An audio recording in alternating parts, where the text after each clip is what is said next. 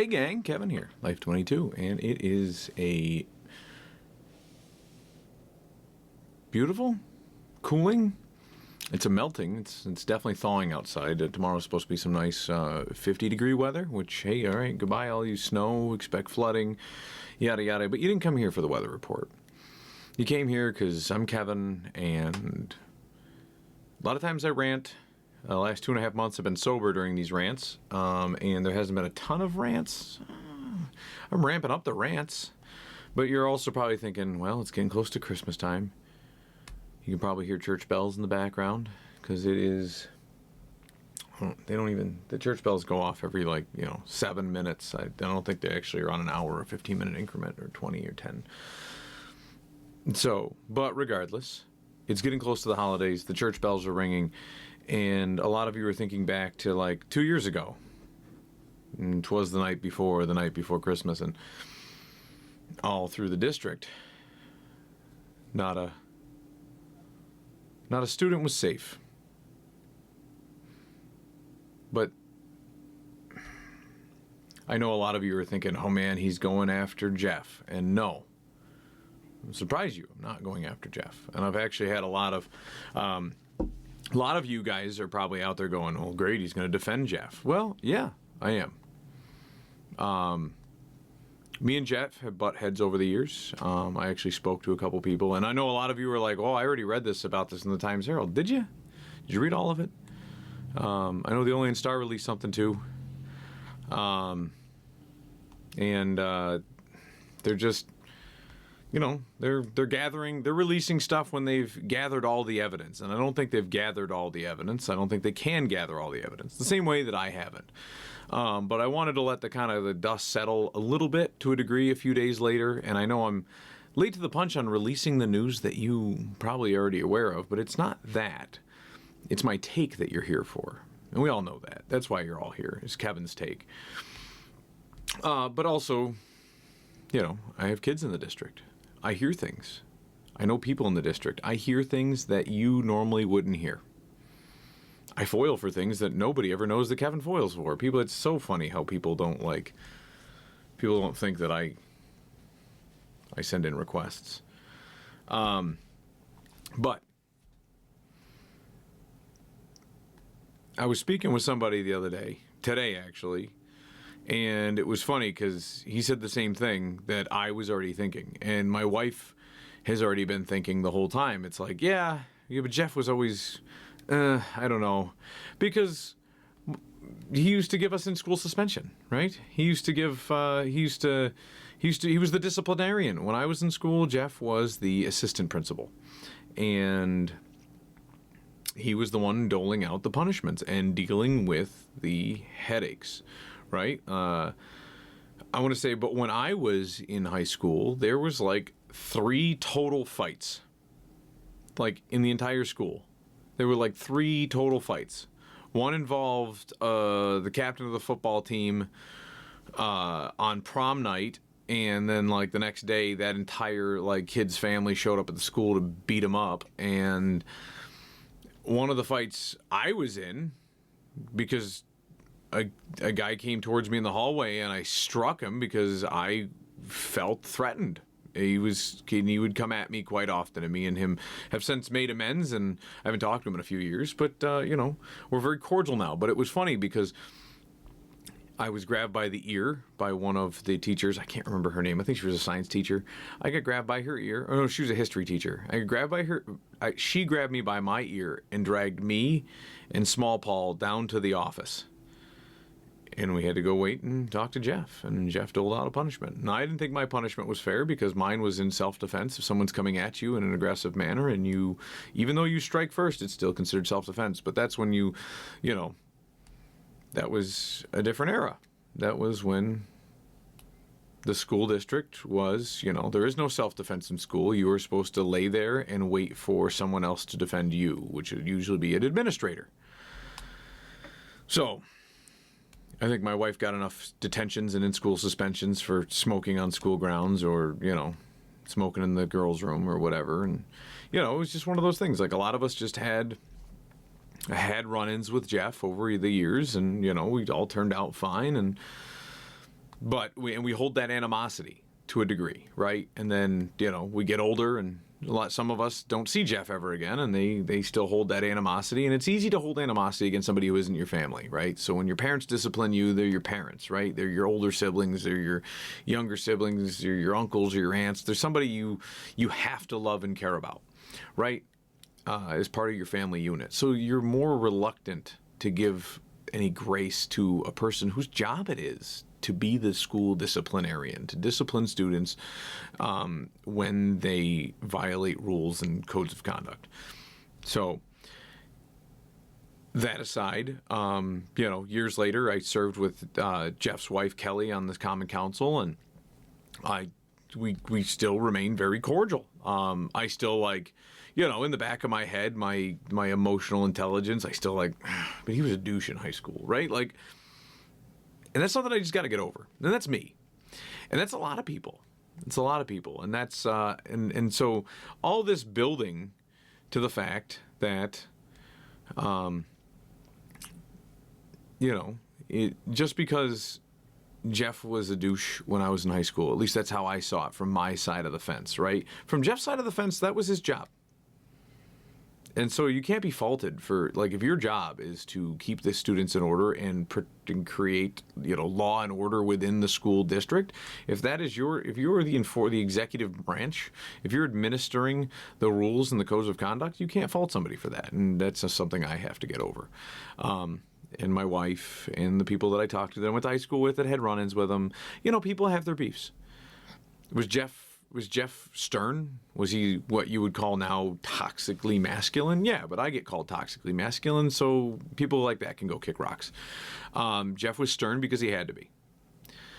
And I know that there's been a whole series of rumors and past incidents in the last, half decade.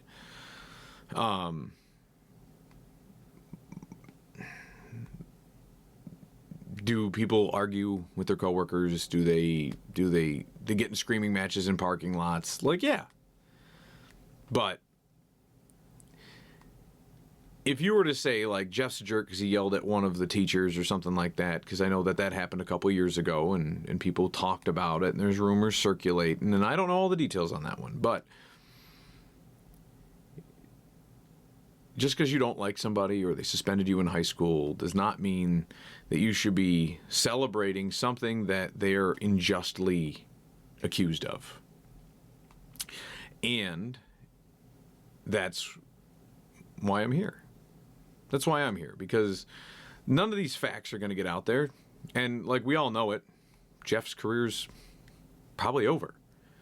They're going to probably force him into an early retirement because you don't really recover from this because it's a PR nightmare for the state. And even though Jeff is most likely innocent, like I said, I haven't seen the surveillance the footage.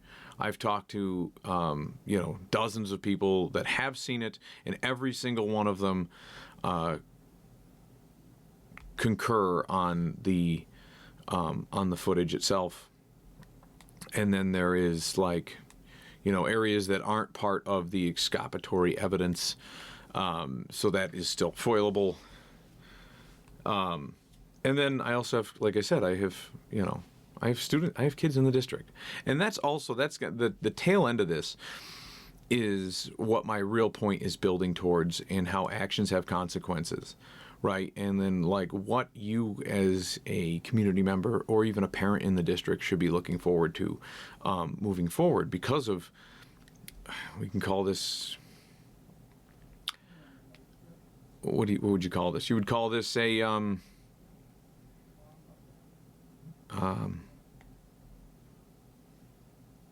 precedence. It's a precedence. So with a precedence like this, when you set something, right? So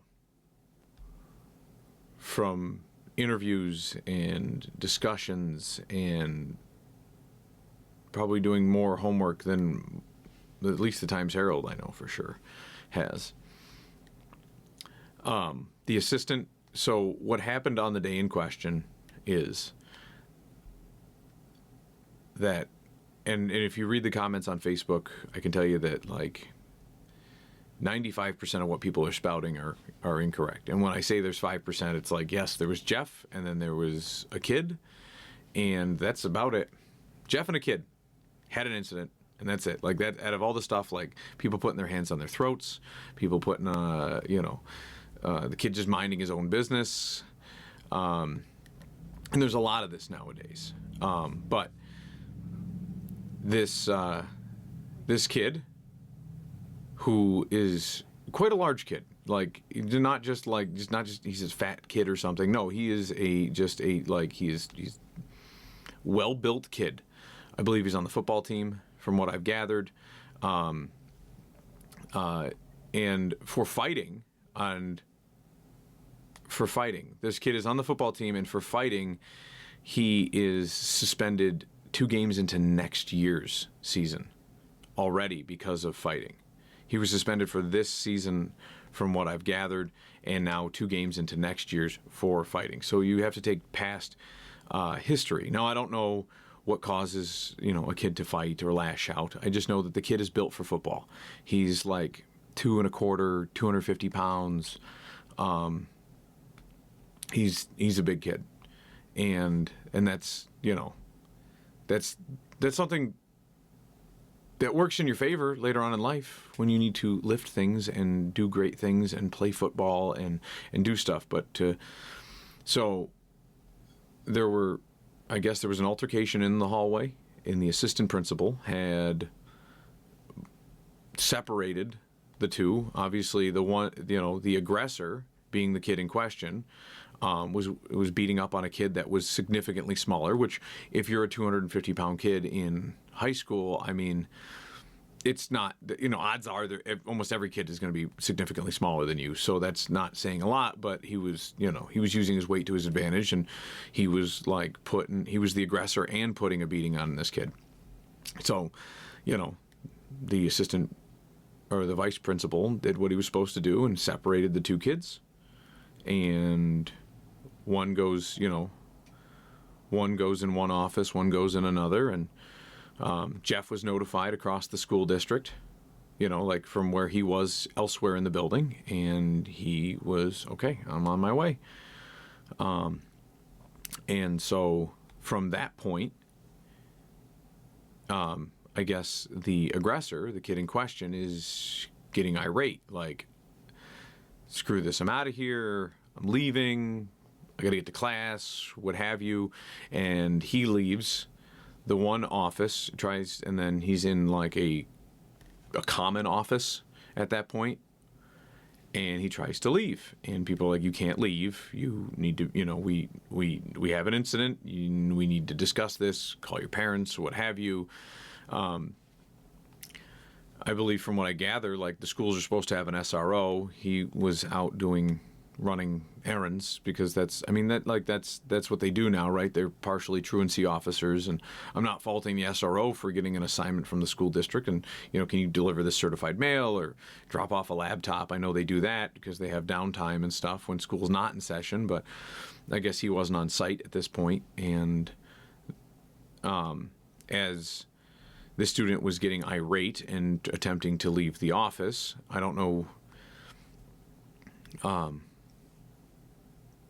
Jeff was entering back in, hearing bits and pieces of why he had to come back into the office, but not knowing what was going on 100%, just coming in, and there is a large kid trying to leave, and other people are gesturing that he should not be leaving, and then the kid pushed Jeff.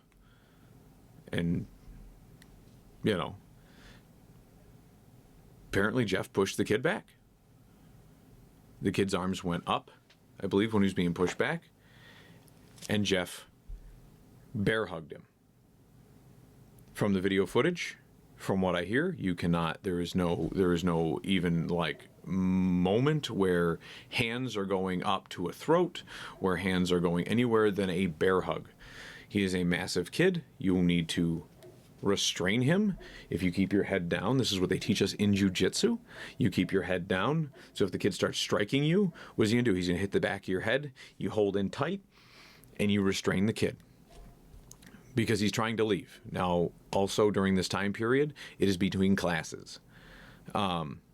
And between classes, there's hundreds of kids in the hallway, right? It's Gen Pop, right? You have a very angry.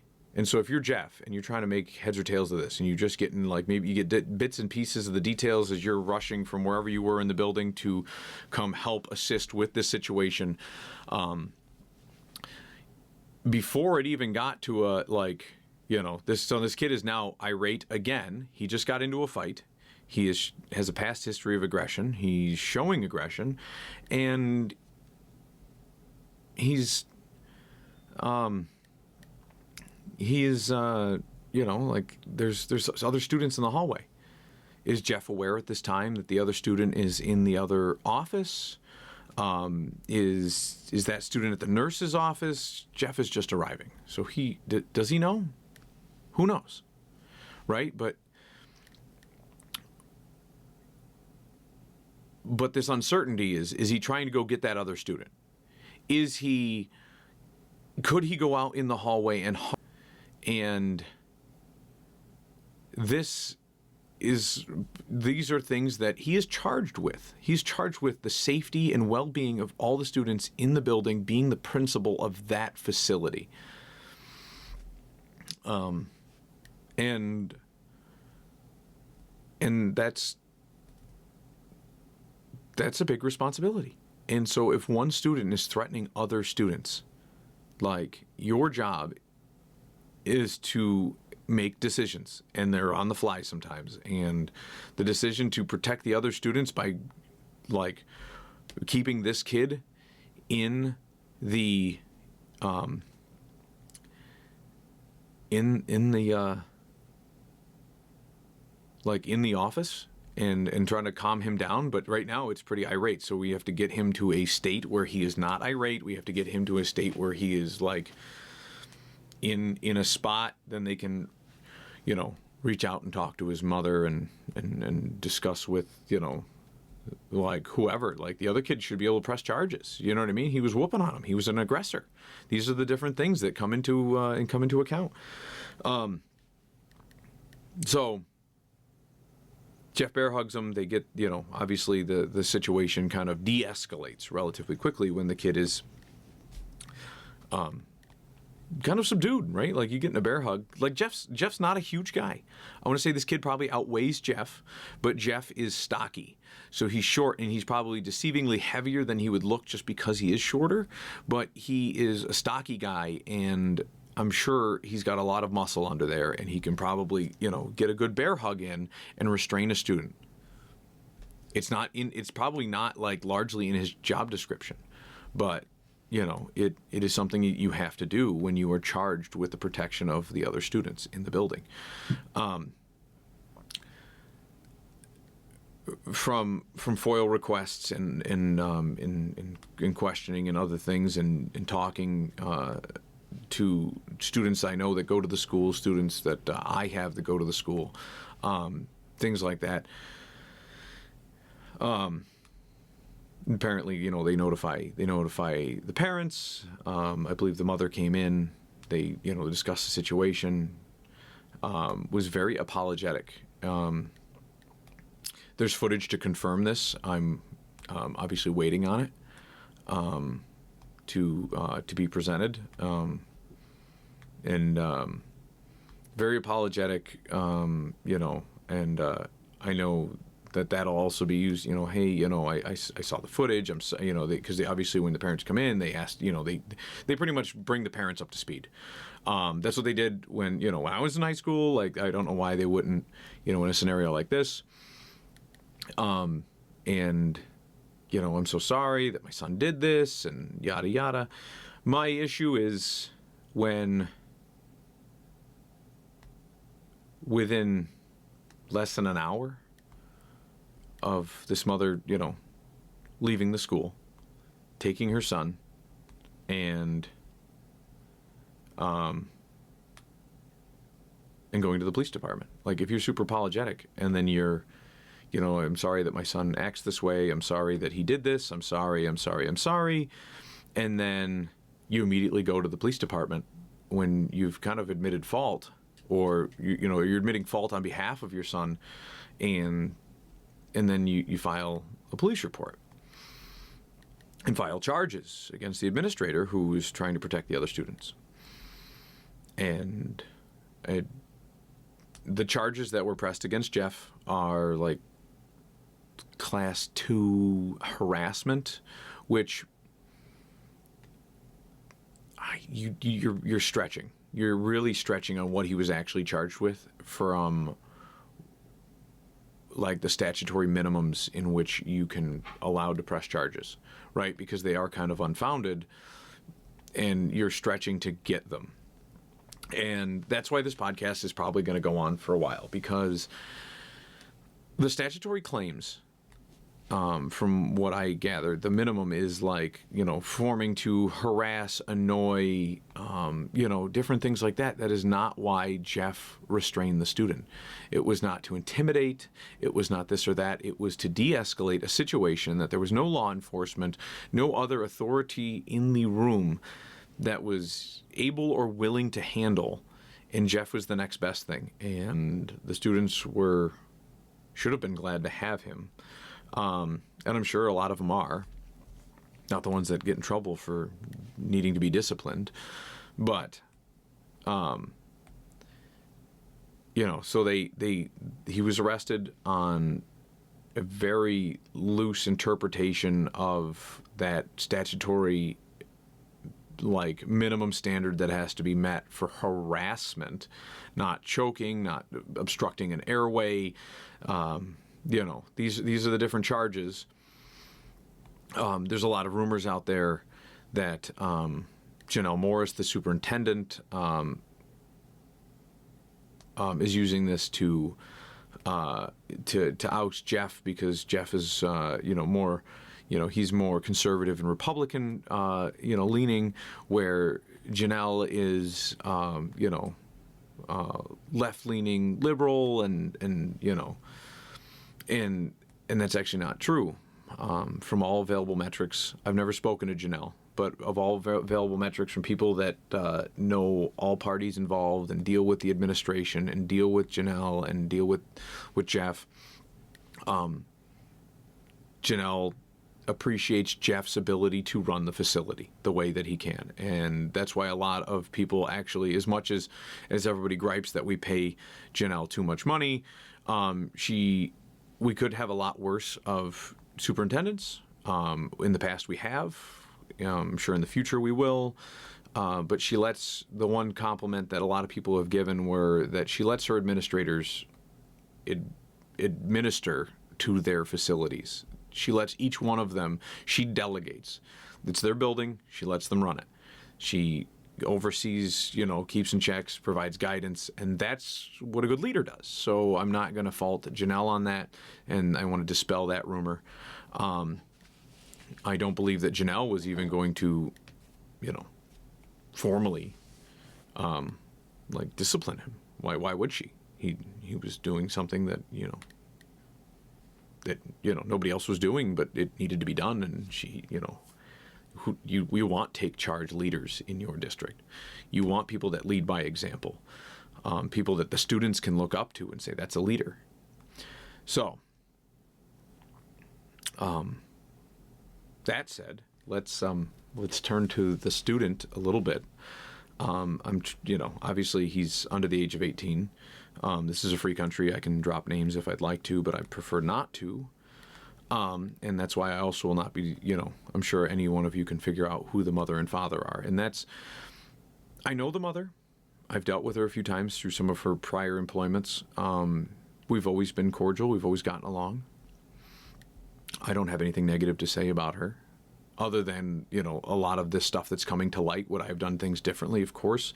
But that's not, and I'm, and I can't fault a lot of parents, especially single mothers in today's society. Should you be raising your kids in 2-parent households? Yes. Yes. And we'll get into the father in just a minute. But if you're looking, and that's a reason that, that you can kind of but if you can't if you can't keep it together because the father is a certain way or, does certain things and it's not safe environment for the children, then, then you're a single mother because the children always come first. And what we've got is, and being that you're in a tough situation and the opportunity presents itself where like, wow, I've got to, if I swallow my pride and I turn tail on my words and I just press charges, I might have a nice sizable lawsuit against the school district. And I could see somebody doing that and getting a fair bit of money out of the district by just running with a slightly altered narrative of what actually happened. And a lot of times school districts settle before they even go to court because they don't want the bad press. And you know who pays for that? Us taxpayers. And I can and I can't fault you for instinctively going that way, right? Like it takes a really strong person to just admit when they're wrong and then just live with the consequences, right? Like, hey, my son did something wrong. I am the inevitable keeper for my son. I am their caretaker. I'm the one raising them. And then just living with that consequence that your son got suspended and whatever. And instead it's like, well, my son's going to get out scot-free. And like, I'm hearing rhetoric online that, these people, the parents are spewing, like, I don't know about the father, but the mother's saying things like, reminiscing about like it's similar to George Floyd. And, but it's by all available metrics, it's not. And I mean, if you want to, I don't really want to go down the rabbit hole of George Floyd. Too many people listen to mainstream media and they're just like, oh yeah, that's where they just killed that guy. And it's like, well, they didn't kill that guy, but all right, I digress. So, but you also see great examples of where something happens and they set a precedence where they're going to attack the district, attack a municipality and extort money out of them for whatever they please, and they get golden caskets and beautiful just tons of GoFundMes and a lot of stuff. And I it's tough to raise a kid today, but suing the district is not the way to do it. If you have a big problem with the district, you take your kids out, you homeschool them. There are programs for that. There are volunteer organizations for that. There are plenty of things that you can do. And you may have to if your kid is as violent as this kid is showing a track record of doing. Now, the father, on the other hand, has a lot of like open stuff in our current judicial system. Like there's a lot of like, I want to say it was at least a year ago that I heard of this guy because he was arrested for guns and drugs. Like that's the dad, and so I mean, why is the kid angry? Why is the kid emotionally, like decides to fly off the handle and start beating up other kids? Like, doesn't have a good father figure to look up to. His dad's, dealing in a bad industry. Now, I've never met the dad. I just, maybe he's a great guy, but he sells some drugs and guns, and I don't know if I want to, associate. So maybe I'll never grab a coffee with that guy. But never say never, but it's late night. I went and got me some Timmy's. So I'm trying to think where I want to go to next with this because there is still just a bit more to cover, and I'm sure we'll have follow-ups. So I was sent a screenshot. The Times-Herald published their article, and there is an account called Jerry Theodore who posted. And it's an alias of somebody because most of the people that are friends with this person online have no idea who they are. So Jerry posted this on the comment section of the Olean Times-Herald, and it was removed. And from all available metrics, there's like maybe 4 people who have knowledge to some of the questions being asked, which will lead us to one of our last questions before we get into the final summation for parents. So, while not condoning the actions of the principal, a few things to be considered. The article might leave out a lot. I understand that the privacy of the student needs to be protected, and the school cannot comment on personnel matters, and there is an ongoing investigation, etc., etc. But do any of us know if this student was involved in a physical altercation with another student prior to the alleged confrontation with the principal? Do we know where the other student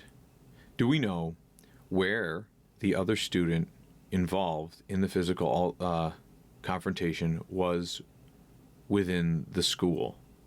I mean, if there was one. And then a smirky smiley face, and that's all in parentheses.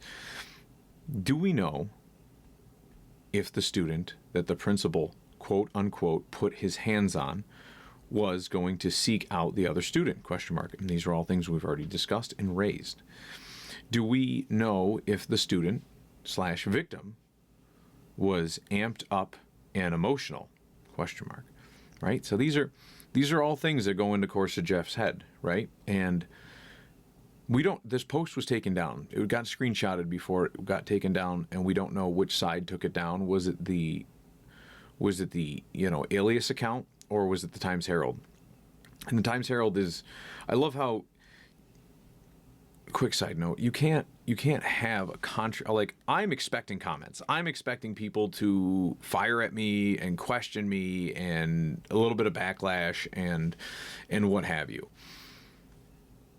But I expect that when I'm talking about controversial topics that affect our area.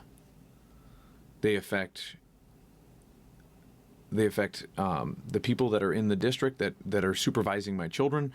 They're in the district. These are the people that we trust with our children. I should know who they are. I do know who they are. I should know if they're being falsely accused or if they're just being accused of a crime. I should know that. I should know all the circumstances leading up to an allegation. They are the people that I am entrusting my children's safety with. And that is why, I'm talking about these topics. In addition to everybody else out there that's rubbernecking and just wants to know what's going on, and most of them don't even have kids in the district. But my other concern is that the Times-Herald will remove stuff like that. They'll just remove it. Well, it's too controversial. We don't want to talk about it. Well, guess what? You're reporting on news. You're reporting on controversial news, but you don't want to have anybody engage with it. Get out of here. So anyways, my love for the Times-Herald. You can watch my YouTube channel. Just type in Times-Herald under our YouTube channel, and you'll just see just videos just bashing them because I have so much love for them. But I gotta wrap my fish somehow. Let's see here. Do we know if the student was amped up emotionally? Maybe, perhaps even likely. And do we think it would have been a good idea had he roamed freely amongst the halls? Not saying that all of this was the case, but do we know it wasn't? And then one of those scratching of your chin emojis with a question mark after it. Do we know the behavior record of the student? Some may say, does it matter, quote unquote, where some might say, quote unquote, well, it might. Do we know the police chose to charge the principal? Do we know the police chose not to charge the principal and it was actually the DA? Question mark. And that's getting us into the next part, which is very, very spicy and is something that was uncovered in the course of my investigation. So, do we know said DA was fired by her predecessor? Do we know said DA was fired by her predecessor was fired by her predecessor, ran against him, and then I thought I had a second one. So anyways, let me sum this next part up because I don't have the second screenshot. I don't know where it went.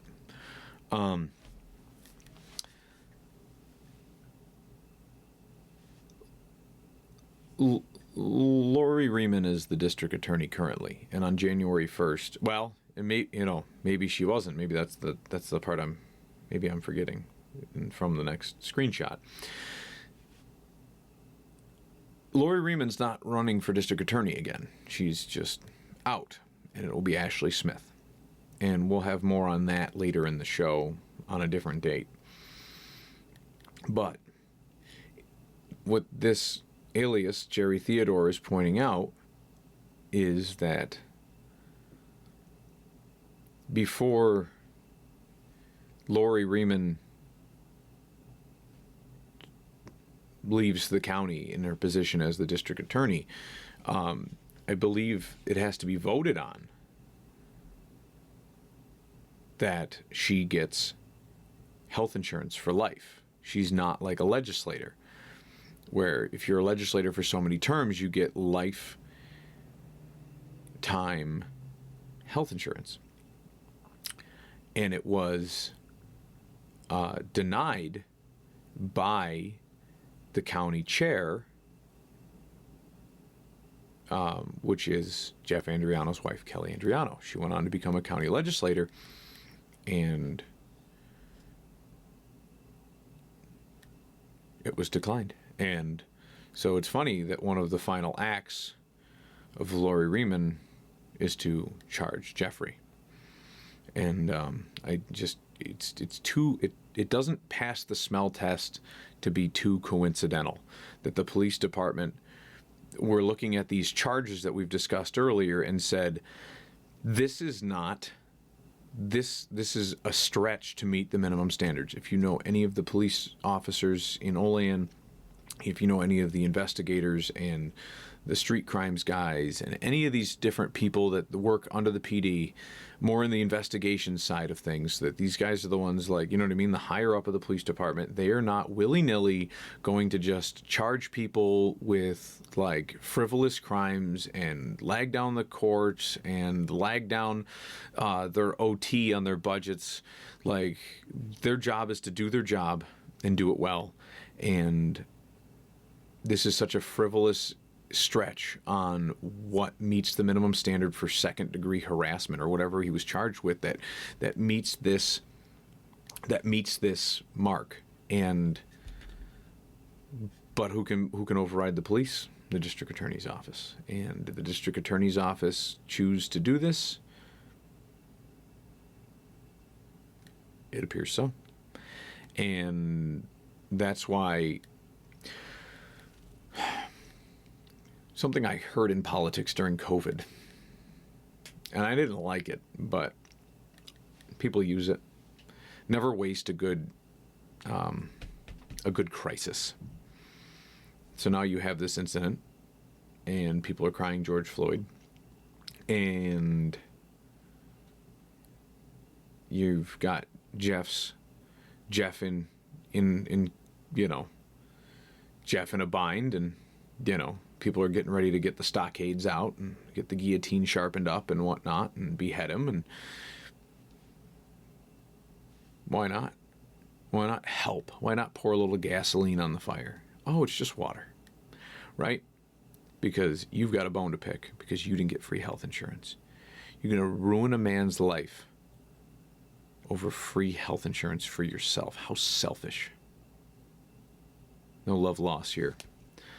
So,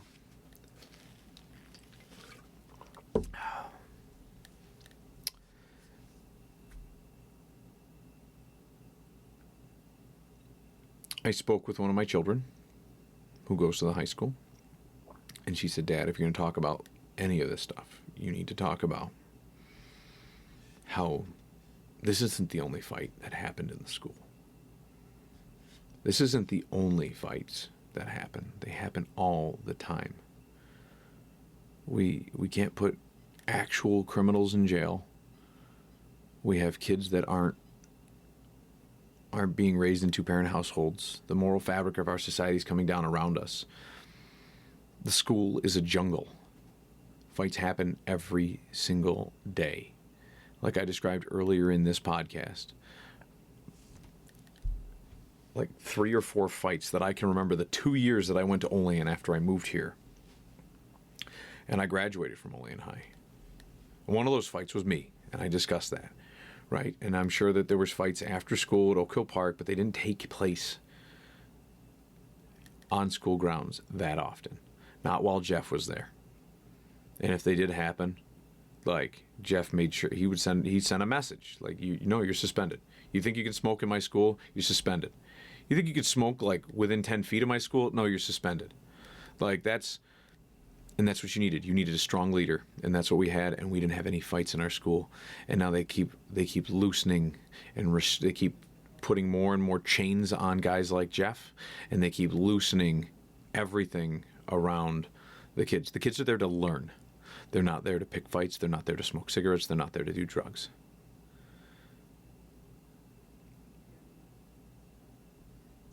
They're there to learn. To learn.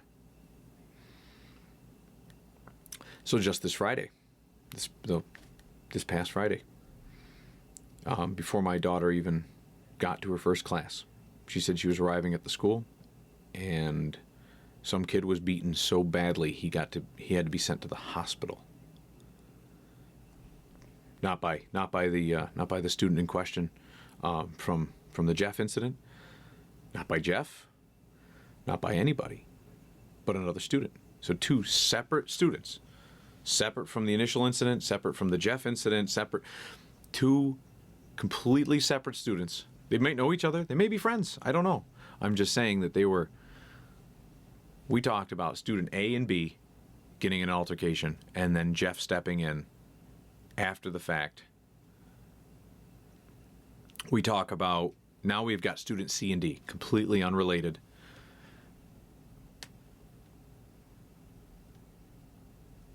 She said before she said she was arriving at the school and this altercation was happening, and one kid was beaten so badly he had to be sent to the hospital. To the hospital on a Friday morning. That should not be happening in our school. And here's the other thing. You bet your ass, if I was one of those parents, I would be suing the daylights out of the school district, and I would, because they have custody of my children. It is their job to protect them while they're in their custody. It is my job to protect my children while they're in my custody. When I submit my custody to the school district until I regain custody of my children, it is their responsibility to protect them. It is their responsibility. I said, well, why didn't anybody step in and stop it? And she goes, what, us students? I said, no. Teachers, administrators, somebody. She goes, they're all afraid. They're going to get arrested for doing their job. This has set a precedence that should frighten every parent out there. Our kids are less safe now because of some bullshit somebody is trying to pull to get a check, to get her son exonerated for something that he did and he should just see the consequences for. They ruined a man's life, and that set a precedence. They arrested him. They arrested him, and it scared everybody else. It scared all the other people that could protect your kids from the jungle that our school districts have become. They've become a jungle. They're putting our kids' lives at risk. They're just there to learn. They're not there to get their ass kicked. They're not there to learn some sort of a dominance hierarchy. We talk about that quite often on the show, about how dominance hierarchies are important for kids to learn. This is not a prison. My kids are not to go there and just buddy up to the biggest kid there and grab his pocket and walk around with him all day. This is not prison. This is a school where my children should learn, your children should learn, and they should learn peacefully.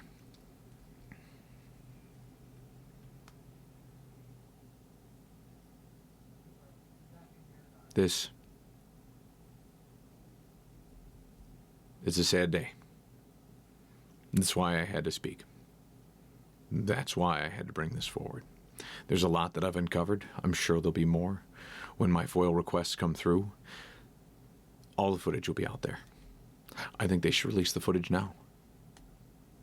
If the mother is so insistent that this is she's protecting her child, and that that these things really happened, and he grabbed her child's throat, then you have access to that footage. Release it. So, that's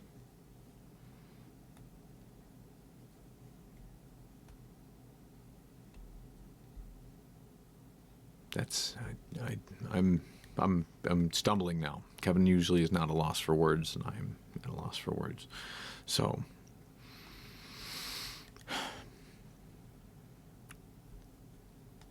I think the mother should reconsider her actions. I think that the Lori Riemann should be ashamed of herself.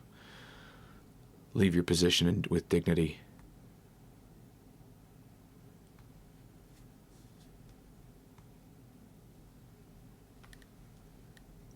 You fail up in this world a lot of times, and it's a bad incentive structure to put in, because it's putting a lot of children at risk. If I were those parents of the kid that got his ass beat to the point that he got it beat to go to the hospital, I would be suing the district. And that would not be for a money grab. But what do? I can see it from the parents and the teacher's perspective. If I step in, I'm going to go to jail. Look what they did to Jeff. They're going to send me to jail. Well, that's why I couldn't be a teacher or an administrator, because they'd be locked up right next to Jeff, because no one's going to beat a kid on my watch. So, well, gang, it's a lot to digest. If I find that other screenshot, I'll let you know. If you know who Jerry Theodore is, please write into the show. Let us know. We have a lot of other things coming up too.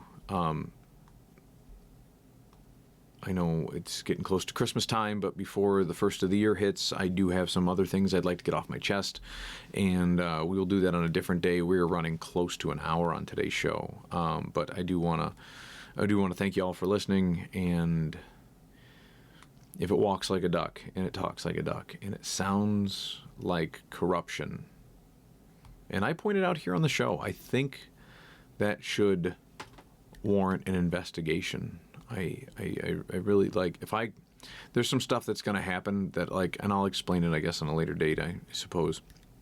And if a guy like Kevin can call out predictions before things come to fruition, whether it's through hunches and inside knowledge or what have you, but it smells like corruption, you should be like, wait a minute, that guy said 6 months ago that was going to happen, and then it came to fruition, and it stinks. We should do something about it. So we've got some stuff coming up, but I want to wish Jeff and his family the best of luck in their legal endeavors. I hope it works out. I hope people come to their senses, and I hope people can stop chasing the money, stop chasing revenge, and let our school districts be returned to being safe again. I plead to my school district to protect our children. Protect our children. Bring back Jeff. All right, guys, we'll catch you guys later next time on Life 22.